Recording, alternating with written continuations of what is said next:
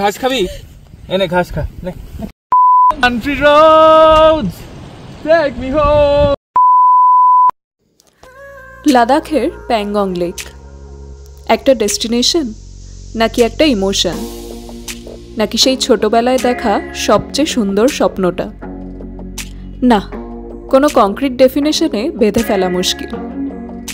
বহু বছর ধরে কোনো ড্রিমকে চেস করার পর অ্যাচিভমেন্টের আনন্দটাই আলাদা হয়। তাই আর দেরি না করে বেরিয়ে পড়া যাক আমাদের লাদাখ ট্রিপের মোস্ট অ্যান্টিসিপেটেড জার্নিতে।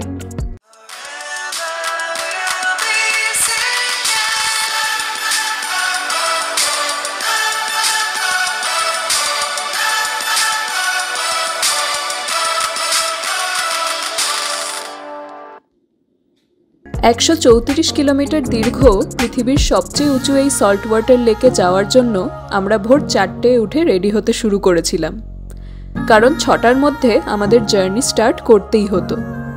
না হলে দিন গড়ানোর সাথে সাথে রাস্তায় গ্লেশিয়ার গলে নদীর চেয়েও বেশি ডিপ ওয়াটার ক্রসিং তৈরি হয়, আর সেরকম হয়ে গেলে মাঝ রাস্তা থেকে ফেরত আসা ছাড়া উপায় নেই। এটা হলো one of the many reasons কেন এই রাস্তাটা এত risky. Good morning from হন্ডার।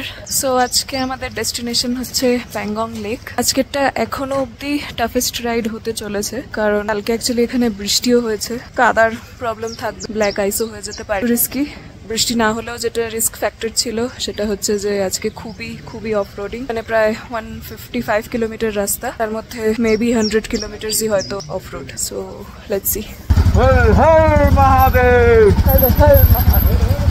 Nubra ভ্যালির স্যান্ডিয়নকে গুড বাই বলে চলতে লাগলাম প্যাংগং এর দিকে। এখানে ডিস্কিটের এই পেট্রোল পাম্পের পর থেকে বেশ অনেকটা রাস্তা কিন্তু কোনো পেট্রোল পাম্প নেই, তাই আমরা বাইক তো ফুল করালামই, তার সাথে এই 20 লিটারের জেরিক্যানেও পেট্রোল ভরে নিলাম। রাস্তার দুপাশের এই সৌন্দর্য নিয়ে নতুন করে আর কিছু বলার নেই। নুব্রা ভ্যালি থেকে প্যাংগং যাওয়ার দুটো রুট আছে। একটা হলো লঙ্গার রুট, যেটায় ওয়াডিলা পাস আর চাংলা হয়ে টোটাল 222 কিলোমিটার ক্রস করতে হয়, আর আরেকটা হলো আমাদের রুট, যেটায় আঘাম, শেয়ক, দুর্বুক আর টাংস্টে হয়ে টোটাল 160 কিলোমিটার ক্রস করে পৌঁছতে হবে প্যাংগং। প্যাংগং এর ধারে পরপর 3টে ভিলেজ আছে, স্পাংমিক, মান আর মেরাক। আমাদের স্টে বুক করা ছিল স্পাংমিকে, তোমরা চাইলে মান আর মেরাকেও স্টে দিতে পারো। যাই হোক, কিছুটা এগোনোর পর থেকেই কিন্তু অফ রোডিং আর ওয়াটার ক্রসিং স্টার্ট হয়ে গেল।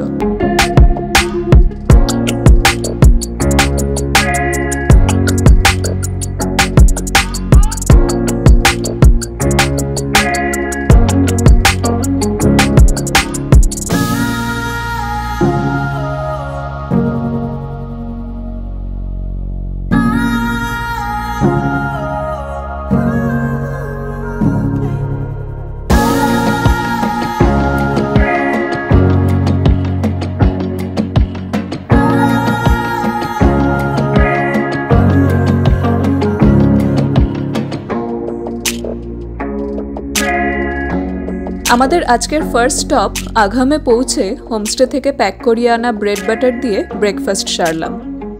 তবে চ্যালেঞ্জিং রাস্তা এখনও বাকি ছিল, তাই তাড়াতাড়ি বেরিয়ে পড়লাম এখান থেকে। আরও প্রায় 47 কিলোমিটার চলার পর পৌঁছালাম শেয়কে। এবারে একটা সেলিব্রেশনের দরকার ছিল, কারণ এই অবধি চলে আসা মানে আমাদেরকে আর মাঝ রাস্তা থেকে ফিরে যেতে হবে না।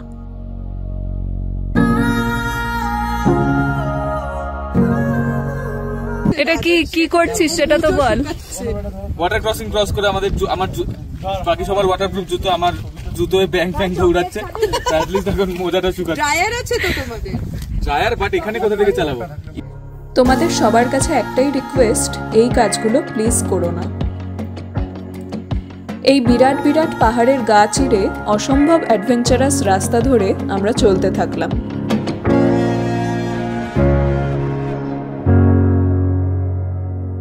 Heaven, West Virginia, Blue Ridge Mountain, Shenandoah River. Life is older than the trees, younger than the mountain. Country roads, take me home to the place I belong.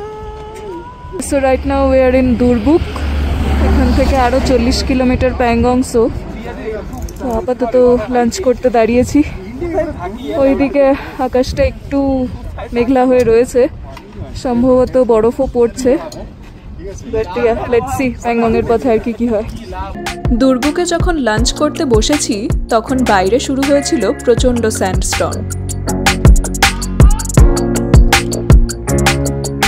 যাই হোক, স্যান্ডস্টর্ম থামার পর আবার চলতে শুরু করলাম। টাংস্টে পৌঁছে ইন্ডিয়ান অয়েলের এই ওয়ার্ল্ডস হাইয়েস্ট আউটলেট থেকে বাইকে আরেকবার পেট্রোল ফুল করিয়ে আমরা আবার এগোতে থাকলাম। আর রাস্তায় ওয়েট করছিল একটা ভীষণ কিউট সারপ্রাইজ। এই মারমট পয়েন্টে তোমাদের সাথে দেখা হবে কিউট হিমালয়ান মারমটদের। প্রথমে বেশ কয়েকটা মারমট ভয়ে পালিয়ে গেলেও কয়েকটা ছিল খুব ফ্রেন্ডলি।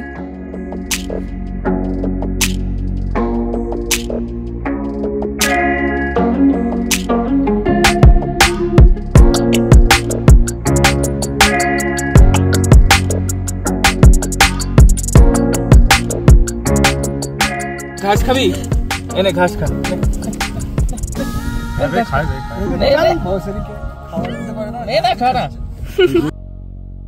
আরো বেশ খানিকটা এগিয়ে এসে দেখা পেলাম তার, যার জন্য এত প্ল্যানিং আর এত জার্নি। এই হচ্ছে প্যাংগং লেকের ফার্স্ট ভিউ, ওই দূরে দেখা যাচ্ছে। চোখের সামনে স্বপ্ন সত্যি হতে দেখার এই ফিলিংটা কাউকে বলে বোঝানো সম্ভব নয়।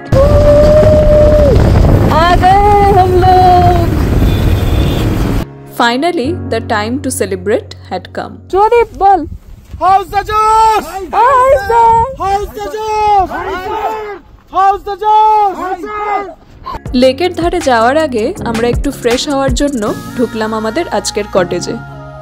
এখানে বলে রাখি, কোনো রকম লাক্সারি যেমন রুম হিটার বা গিজার কিন্তু এখানকার কোনো কটেজেই তোমরা পাবে না। শুধু ভোরবেলা পার রুম ওরা 1 বালতি করে গরম জল প্রোভাইড করে, আর সেটা দিয়েই ম্যানেজ করতে হয়। তো আমরা ফাইনালি প্যাংগং এর লেকের ধারে চলে এসেছি। আমাদের কটেজটা একটু দূরে, ওদিকে গাড়িওয়ালা যে ছিল তার সাথে আসলাম। এই দিকটাতে ওই স্কুটি, তারপরে ওই 3 ইডিয়টস পয়েন্ট এগুলো সব আছে, তাই জন্য প্রচন্ড ভিড়। সো এদিকে যাচ্ছি না, আমরা এই দিকটাতে যাচ্ছি। এদিকটা একদমই কম ভিড় আছে, নেই বলতে গেলে, লোকই নেই।